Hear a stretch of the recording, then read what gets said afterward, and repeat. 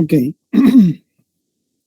Bien, entonces esta es la semana 10, ¿ya? Que corresponde a la época de la Ilustración hasta la Restauración.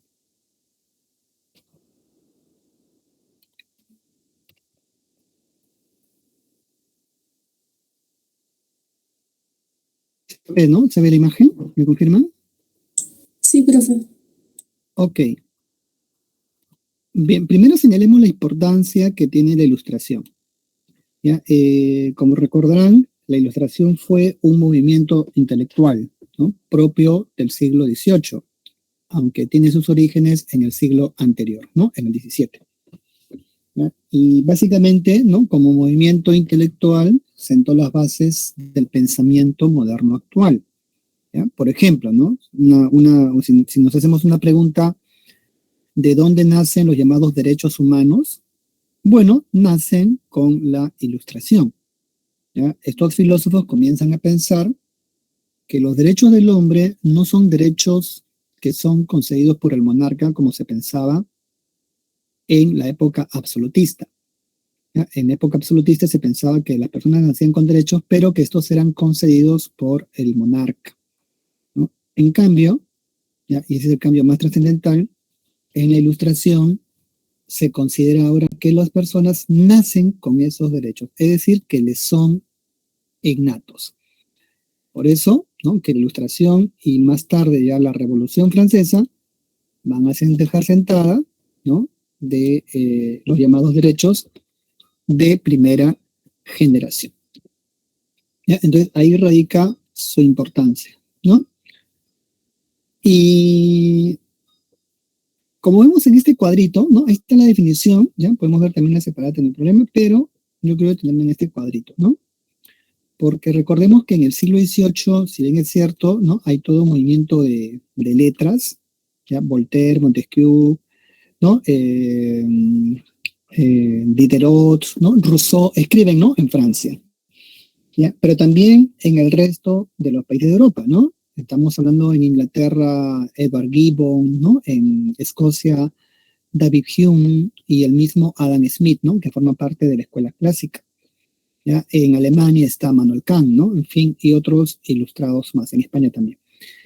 Pero a pesar de que es un gran movimiento difusor y estos textos, estos pensamientos se van difundiendo ya sea a través de artículos periodísticos, ¿no? O como luego pasó con la enciclopedia de la ciencia, las artes y los oficios, igual es un movimiento muy limitado. ¿Por qué? Porque la población básicamente no está educada. Es decir, tenemos casi un más del 90%, quizá un 95% de población que no sabe leer ni escribir. Entonces, ¿cómo se podía difundir estas ideas nuevas? Bueno, ahí funcionó también el arte, ¿no? Por eso que ahí se ha colocado esta pintura de Joseph Wright, ¿no? Experimento con un pájaro en una bomba de aire. ¿Ya? Entonces, aquí se ve, ¿no?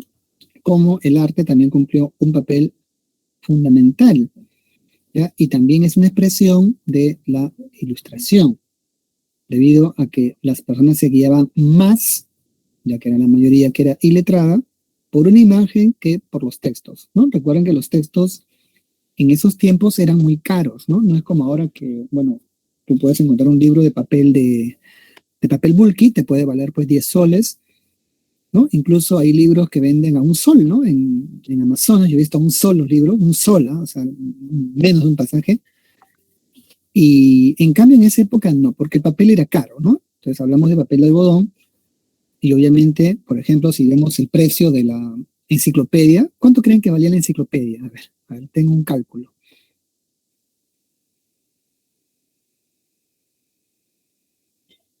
¿Cuánto creen que valía la enciclopedia de las ciencias, las artes y los oficios? Es como comprarse la enciclopedia de Rus, ¿no? O la enciclopedia Salvat, ¿no? Que son varios tomos, ¿no? Entonces, bueno, ya para hacer una suerte de comparación, el salario digamos, de un desarrapado, de un sansculot, de un obrero, ¿no? De un jornalero, era aproximadamente de 17 a 18 francos mensuales. Bueno, la enciclopedia costaba más de 300. ¿Ya? Entonces, si nosotros hacemos una comparación, la enciclopedia hoy día valdría miles de soles. Entonces, ¿quiénes podían comprar el texto? Muy pocas personas, ¿no? Aquellos que podían pagarlo. ¿Ya? Y el precio elevado del texto era porque en esa época, como le decía, se hacía en base a papel de algodón, ¿no? Un papel que dura siglos y que luego sería reemplazado por el papel de pulpa de madera a la fecha, ¿no? Que dura máximo 100, 150 años, ¿no? ¿Ya? Entonces ahí vemos la importancia que tiene el arte justamente, ¿no? Bueno, entonces ahora como definición, ¿ya? Es un movimiento ideológico, ¿ya? Es un movimiento intelectual propio de la burguesía. ¿Ya? ¿Por qué decimos aquí burgués, no? Porque recordemos que durante la época del absolutismo, ¿ya? En realidad ya con la expansión europea y el mercantilismo, conocen el mercantilismo, lo hemos trabajado también, ¿no? Que es una consecuencia de la expansión europea a través de los viajes de descubrimiento, ¿no? Entonces, recordemos que la burguesía comercial ya había ganado sus batallas, ¿ya? En la política a través del Estado absolutista, ¿no? La burguesía, hablamos de la burguesía. ¿Por qué decimos esto? Porque la burguesía, ¿no? O sea, esto coincide con la política mercantilista que va a favorecer la acumulación de capital. ¿Ya? Pero ya para el siglo XVIII, este tipo de confrontación o de conflicto entre la burguesía y la aristocracia, ¿no? Que es el antiguo régimen, se va a dar en los campos de la ideología, como se ve acá. ¿Ya? La ideología, ¿no? La economía y finalmente la política, ¿no? Con la Revolución Francesa, ¿no? ¿Ya? Entonces, por eso que es un movimiento ideológico, un movimiento intelectual de la burguesía. ¿Ya? ¿Por qué se dice basado en el uso de la razón? Porque desplaza los fundamentos del conocimiento que se pensaba antes de la Ilustración. Recordemos que antes de la Ilustración, ¿ya? Dentro del racionalismo, ¿no? Que es toda una corriente filosófica, destacaba la obra de René Descartes, ¿no? El francés, el autor del Discurso del Método. Ya ustedes más o menos saben que Descartes planteaba que el conocimiento era posible a partir del juicio, ¿no? El ego cogito sum, o sea, el pienso, luego existo. ¿Ya? Pero para poder llegar a la realidad, Descartes, ¿no? Que era un deísta, ¿no? Aún pedía permiso a Dios para conocer la realidad. Los ilustrados, ¿ya? Desechan esta concepción cartesiana, ¿no? Y más bien buscan que sea el sujeto, ¿ya? Quien coloque, ¿no? O enuncie las categorías de conocimiento. Y es por eso que de Descartes al siglo XVIII se pasa a Kant, ¿no? Hay todo un proceso de desarrollo del racionalismo, ¿no? En ese sentido.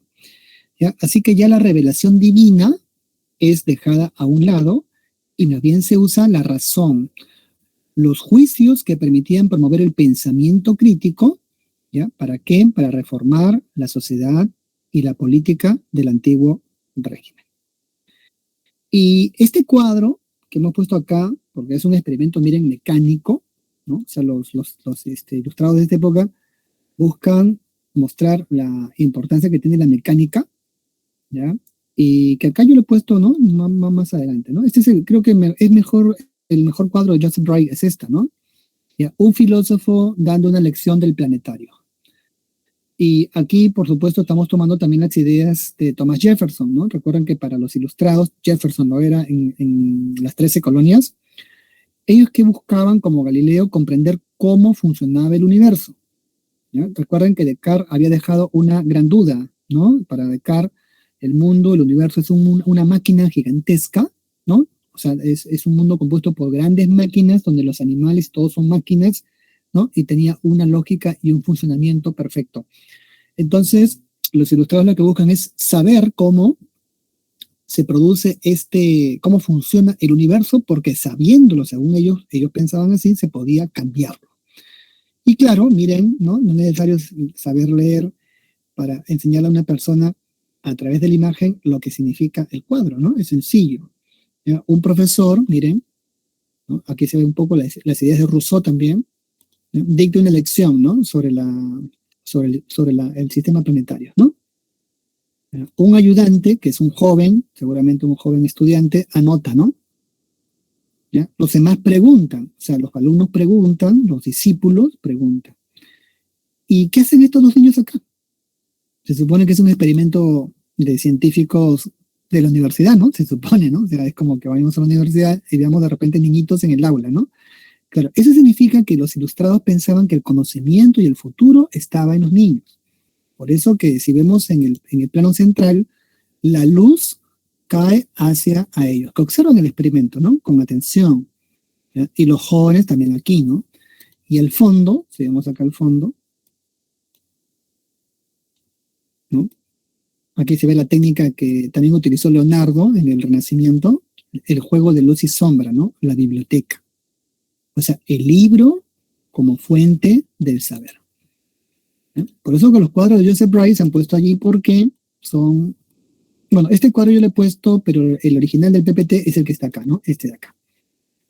Bueno, así que se busca promover, como vemos acá, ¿no? El pensamiento crítico, ¿ya? O sea, todos participan, ¿no? Adulto, juventud, niñez, ¿ya? El pueblo, ¿no? Y es un movimiento que tiene sus antecedentes en la Revolución Inglesa, ¿ya? Recordemos que la llamada Revolución Inglesa tuvo dos etapas, ¿no? ¿Recuerdan? Esto pasó en el siglo XVII, ¿ya? Esto lo vimos también cuando hablamos del Estado absolutista, ¿no? Mientras Francia con Luis XIV y en España, ¿no? Con Carlos I, Felipe II, y bueno, en el siglo XVIII con Carlos III, en Inglaterra, primero, ¿ya? El absolutismo va a ser erradicado temporalmente, ¿no? Con la Revolución Inglesa a cargo de Oliverio Cromwell, ¿no? Esta es la primera etapa, ¿ya? El famoso Lord Protector, ¿no? Que promulgó el Acta de Navegación. ¿Ya? Pero esa fue la primera etapa. Inglaterra pasó de ser una monarquía a una república, ¿no? Esto ya lo conocemos. ¿Ya? Después se produjo la restauración de los Estuardo, ¿no? Que era la dinastía absoluta, la dinastía de gobierno en Inglaterra de los reyes, y se volvió otra vez al absolutismo con Jacobo II, ¿no? Porque recordemos otra vez, ¿no? Que la Revolución Inglesa terminó trágicamente también con la muerte de su rey Carlos I, que fue decapitado, ¿no? ¿Ya? Este ejemplo lo van a tomar los franceses para decapitar a Luis XVI, por ejemplo. Entonces luego se produce la restauración, ¿no? Con los Estuardo, y luego se da la llamada Revolución Gloriosa. ¿Ya? Entonces acá la Revolución Inglesa, ¿no? La segunda etapa sería la Revolución Gloriosa, ¿ya? En donde en 1688, ¿no? Esa es la fecha, ¿ya? Tiene dos etapas, hemos dicho, pero esta última es de 1688, se da la famosa carta conocida como Declaración de los Derechos. Conocen esa declaración, ¿no? Es digamos, el fundamento actual de la monarquía parlamentaria inglesa. El rey reina, pero no gobierna. ¿Ya? Esa es la teoría de la política inglesa a la fecha, ¿no? Actualmente el primer ministro inglés es Boris Johnson, ¿no? Habrán leído las noticias que ha renunciado a su partido, pero bueno. ¿Ya? Entonces, así es, ¿no? El rey figura, ¿no? El rey, la reina Isabel, en fin, el rey Jorge V, pero el que gobierna realmente es el primer ministro y el parlamento, siendo solo el rey una figura decorativa. Bueno, estas ideas quien la planteó el liberal John Locke, ¿ya? Que es un antecesor, igual que Isaac Newton, de la Ilustración. Son los orígenes de la Ilustración. ¿Por qué? Porque la Ilustración nace en Inglaterra y se expande en Francia y en el resto de los países de Europa. Por eso acá lo vemos, ¿no? Antecedente en las ideas de Locke y Newton en la ciencia. Y su apogeo expansión se da en Francia y en otros países. Pero básicamente en Francia, porque si vemos Francia tuvo una revolución, ¿no? Bueno, hablando de Locke, ¿ya? Aquí tiene su nombre, John Locke. Vamos a darle negrita. ¿Ya? Ahí está. Bueno, él escribió un tratado que hoy se lee en ciencia política, no pueden googlear. ¿Ya? Está en internet, aquí está el tratado, ¿no? Se llama segundo tratado sobre el gobierno civil. ¿Ya? Y en ese libro, ¿no? Que es un texto que está, bueno, en internet también lo pueden revisar, los que van a ciencia política, ¿ya? Es valioso porque después de Maquiavelo, ¿no? Este vendría a ser el segundo tratado, o bueno, el texto nuevo que fundamenta en cuáles son los fundamentos de la soberanía, ¿no? De un gobierno, ¿ya? Y de un Estado. Y para Locke será el pueblo, ¿no? Contra la tiranía, ¿no? Es lo que dice el segundo tratado sobre el gobierno civil, ¿ya? Entonces de ahí la importancia que tiene Locke, ¿no? Bien, entonces esos son los antecedentes. Y el apogeo, ¿ya? O expansión se da en Francia y fuera de Francia. Así que tenemos ilustración donde en Francia con Voltaire, Montesquieu, Rousseau, Diderot, D'Alembert, bueno, Buffon, ¿no? Y otros. ¿Ya? Tenemos ilustración en Alemania, sí, en Prusia, ¿no? ¿Con quién? Con Immanuel Kant. ¿Ya? Recordemos que Immanuel Kant escribió también un texto, ¿no? ¿Recuerdan? El texto se llama ¿Qué es la ilustración? Y él da el concepto, ¿no? Kant da el concepto de qué cosa era la ilustración. ¿Ya? Entonces él señala que como movimiento, ¿no? Como fundamento, ¿ya? La ilustración pone fin a la minoría de edad del hombre, ¿no? Es el concepto que le da. ¿Ya? Y que el hombre, para superar sus temores, ¿no? Y llegar a esta luz de conocimiento, tenía que perder el miedo a saber. Es lo que dice el autor, ¿no? ¿Ya? Sapere aude, ¿no? Seguramente lo han leído en filosofía. ¿Ya? Sapere aude significa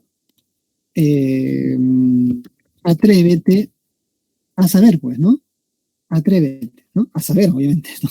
A saber, ¿no? De ahí la importancia que tiene este texto. ¿Ya? Bueno, entonces ahí está, ¿no? Lo que decíamos de Kant, ¿ya? Y su importancia. Y también tenemos ilustrados en Escocia, ¿no? Con Adam Smith, ¿ya? En Inglaterra, ¿no? Con Edward Gibbon, bueno, y entre otros textos, ¿ya? En España, ¿no? Con Pedro Rodríguez de Campomanes, bueno, este es el texto, ¿no? Que es la ilustración. Bueno, lo vamos a dejar aquí.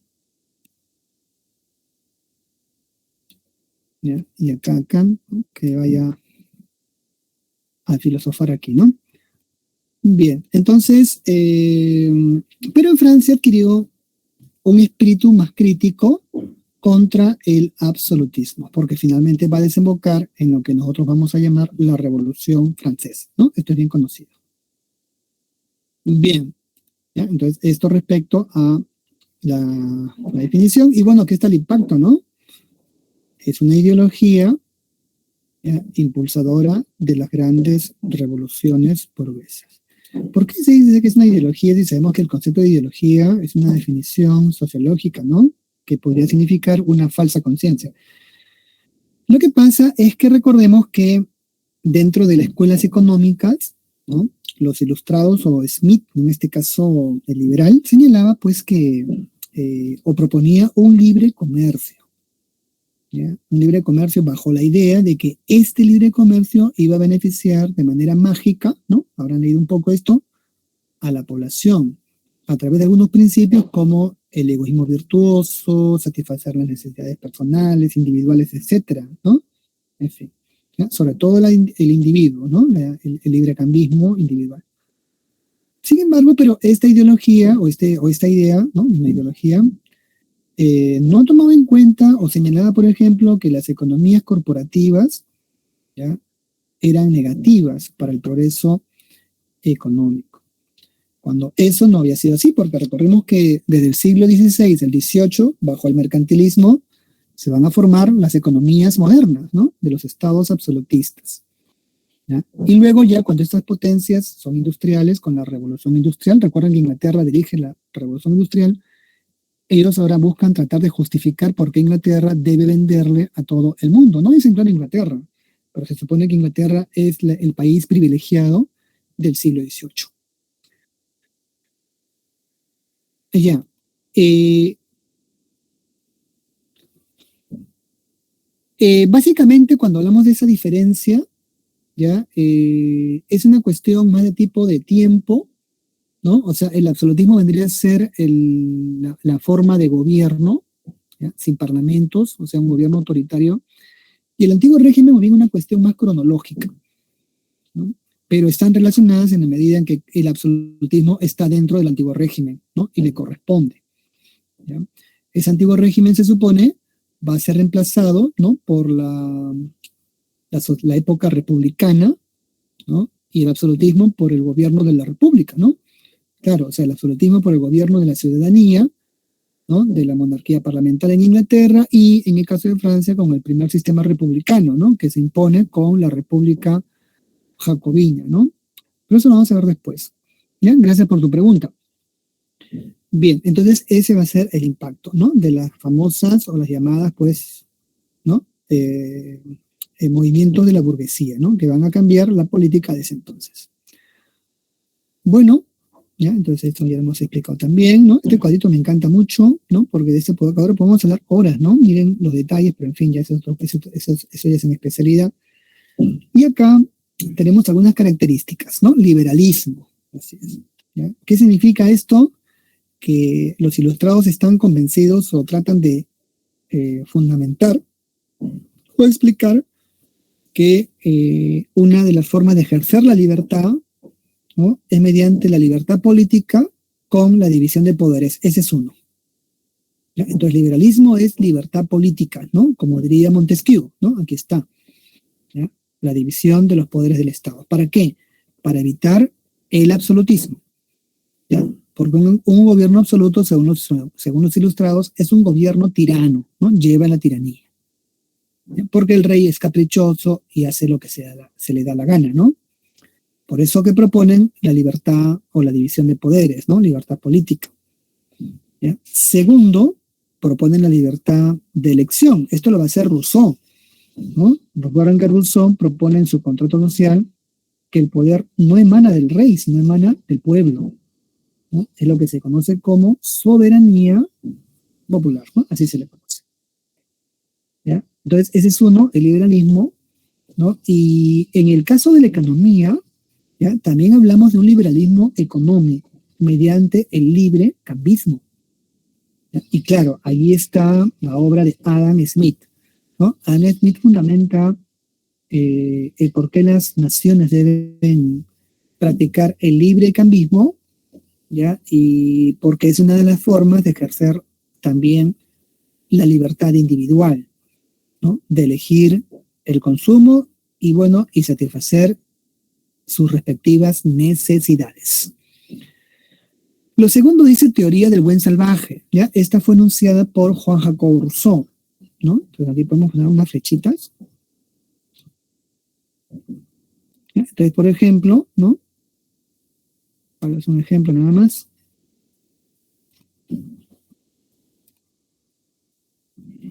A ver acá un ratito. Ya, ahí está, ¿no?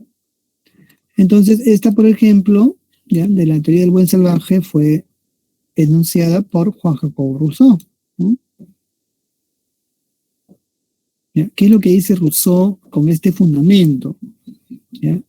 ¿Y por qué lo propone? Lo que pasa es que antes de los ilustrados se pensaba que cuando se hablaba, por ejemplo, del sujeto, del hombre, este nacía o venía al mundo con condiciones innatas que provenían de una época anterior, ¿no? Entonces, para explicar la delincuencia, por ejemplo, ¿no? Los pseudocientíficos, porque eran pseudocientíficos del siglo XVII, decían de que los delincuentes nacían porque era una herencia de los padres, ¿no? Si los padres habían sido delincuentes, entonces el hijo nacía delincuente, ¿no? ¿Ya? Entonces era una explicación simplista, ¿no? Sin mayor fundamentación, ¿ya? Que se llevó al campo del derecho, ¿no? Por eso que siempre se preguntaba sobre la paternidad o la maternidad para tratar de dar una explicación del por qué ciertas personas eran propensas a los delitos. Pero para Rousseau eso era falso, ¿ya? Según él, porque él había leído mucha historia, los hombres nacen buenos, ¿no? Nacen puros y sin maldad o malicia, en lo que se llama el estado naturaleza. Pero según él, la sociedad, el Estado y la política lo volvían un ser malvado y cruel, o egoísta, ¿no? Por esa razón que proponía Rousseau, volver a ese estado, naturaleza, o rescatar los elementos, ¿no?, naturales del estado naturaleza.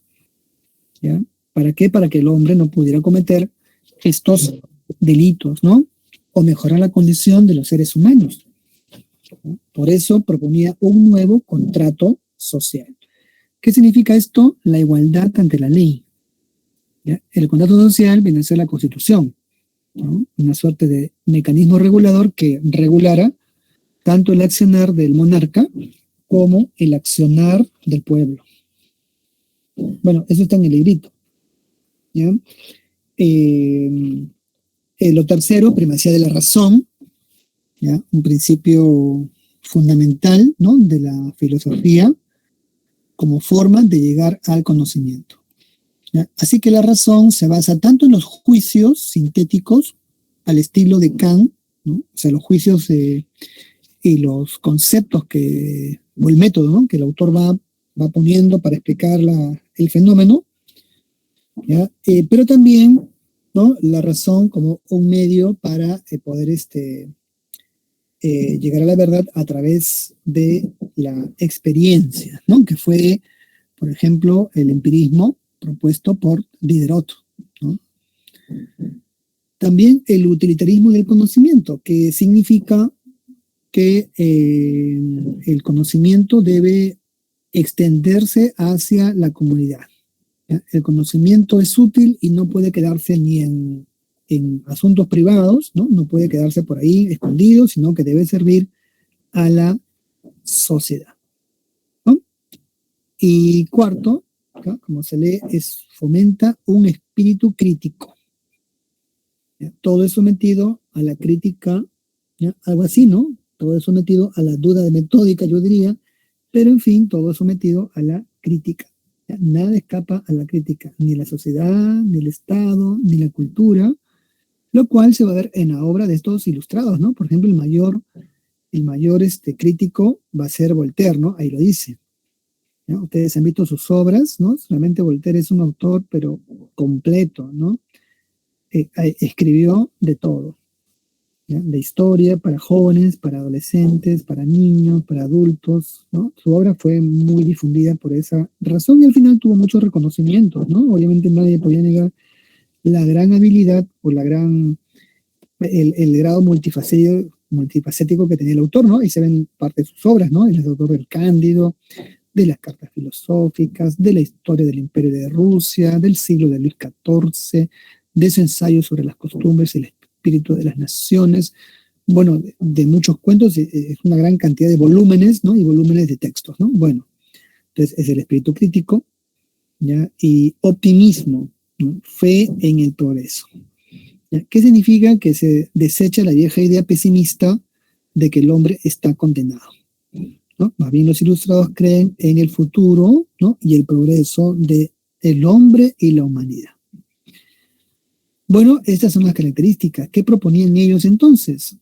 ¿Ya? Primero, que son antiabsolutistas, cuestionan la autoridad del rey, o sea, cuestionan los sistemas absolutistas, ¿no? Al hacerlo, cuestionaban la autoridad de los reyes, ¿no? ¿Ya? Por eso proponen la división de poderes, ¿no? Como decía Montesquieu, ¿no? Aquí. ¿Ya? Dos, la igualdad ante la ley. ¿Ya? O sea, todos son iguales ante la ley, no por la riqueza y el apellido, sino ante el derecho. ¿Ya? Y esto lo planteaba Rousseau, por ejemplo, ¿no? Recuerden que, ¿por qué decía esto Rousseau? Porque antes, pues, las personas se distinguían por el título de nobleza, ¿no? Entonces, por más méritos que uno tuviera, ¿ya?, por más conocimientos que tú tuvieras, se te calificaba como inferior frente a un noble que podía ser una persona muy ignorante. ¿Ya? Él ostentaba su apellido, su título de noble y decía que era superior al resto de la sociedad. Y la sociedad tenía que aceptarlo así porque había un fundamento de derecho que lo apoyaba. Pero sin embargo, por eso los ilustrados cambian esto, ¿no?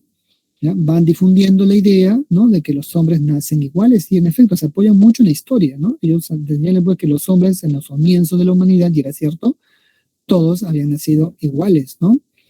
Pero bueno, cuando aparecen las formas políticas, ¿no? Las formas culturales, aparecen los prejuicios, la discriminación, bueno, la injusticia, etcétera, ¿no? Lo que decía Rousseau en su teoría del buen salvaje. Entonces él propone un contrato social también donde se ponga allí, ¿no? Se inculque la igualdad jurídica.